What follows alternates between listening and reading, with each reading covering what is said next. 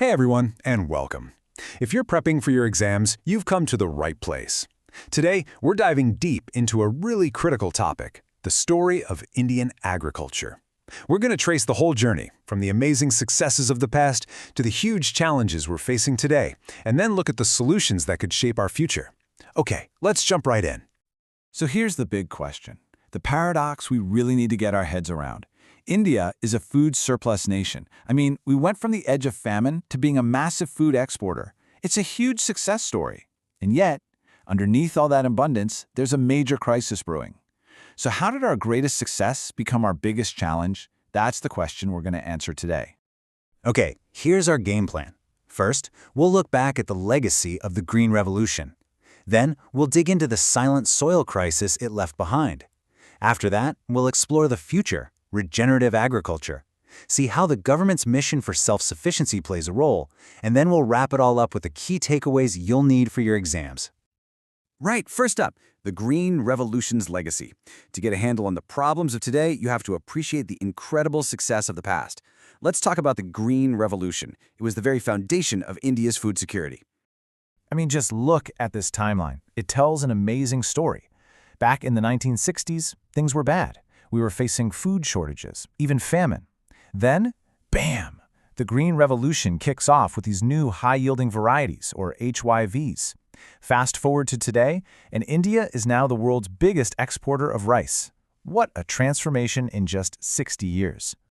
So how on earth did this happen? Well, it wasn't just some magic seeds. The success was driven by a really solid strategy, and for your mains answers, you'll want to remember this, the 4 Ps framework.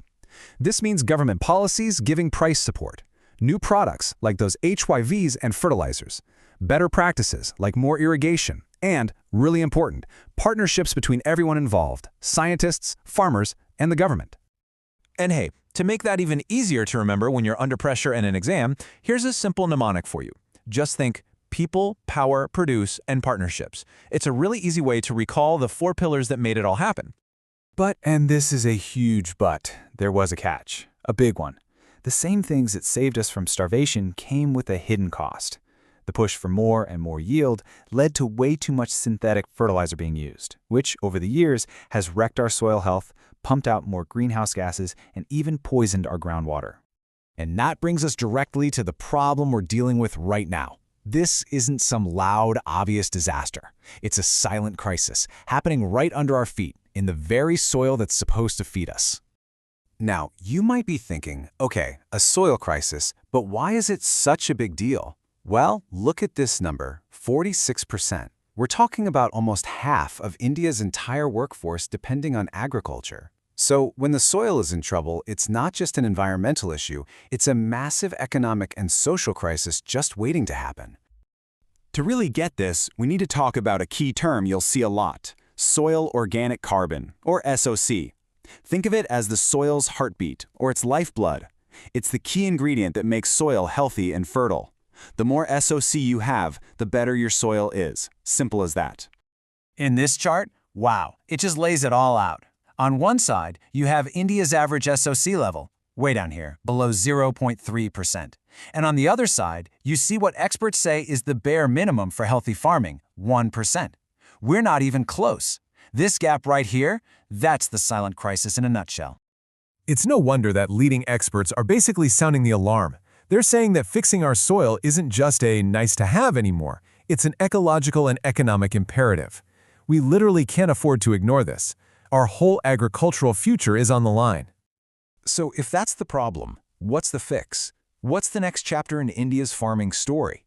Well, it's a whole new way of thinking, designed not just to grow food, but to actually heal the land. It's called regenerative agriculture. So what is it really? Regenerative agriculture is a total shift in mindset. Instead of the old, intensive methods, its main goal is to restore and rebuild. It's all about improving soil health, bringing back biodiversity, making our farms stronger against climate change, and, this is key, making sure our food is actually nutritious. Now, a huge part of this strategy for India is to start promoting crops like pulses and oilseeds. Why? Because these things are like superheroes for the soil. They heal the soil by adding nitrogen naturally, so you need less fertilizer. They conserve groundwater because they don't need nearly as much water as rice. They help save our air by cutting pollution, and they promote biodiversity. It's a win-win-win-win. And you know, we've got another mnemonic for this. Just think of the dish SOG. The benefits of pulses can be remembered with SAGB for soil, air, groundwater, and biodiversity. It's a perfect, easy-to-remember trick for your exams. Okay, so we've got the concept, regenerative agriculture, and we've got the strategy, promoting pulses. But how do we actually make it happen on a national scale? Well, that's where policy comes in. Let's look at the mission for Atmanarbhata, or self-sufficiency. And this isn't just talk. The government is putting serious money behind this. Check out the numbers for the mission for Atmanarbhata in pulses. We're talking a budget of over 11,000 crore rupees. The timeline is set, and the target is massive, 350 lakh tons of pulses by 2030-21. These are the kinds of figures you want to jot down. But it's not going to be a walk in the park. The biggest hurdle? Right now, our policies are kind of stuck in the past, heavily favoring rice and wheat. The solution is something called crop-neutral incentives. Basically, it means creating a level playing field so farmers are rewarded for growing what's best for the soil and the market, not just the same old two crops. That, plus a lot more investment in R&D, is how we get there. All right, we have covered a ton of ground. So let's pull all of this together into a final revision guide. These are the absolute must-knows for your exams.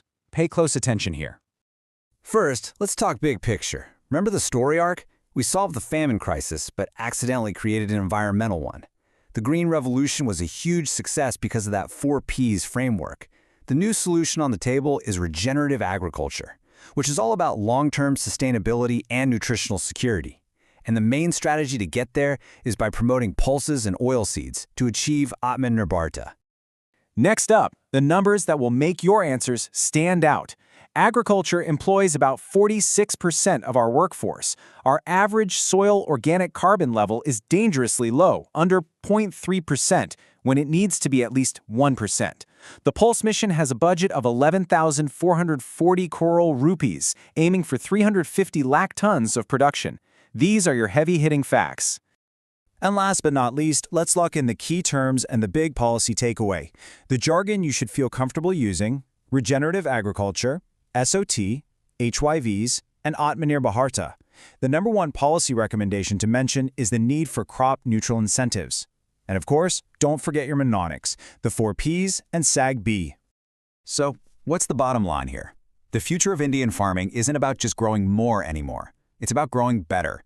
It's about healing the soil to secure the future of food for over 1 billion people. That's the real challenge and the real opportunity ahead of us.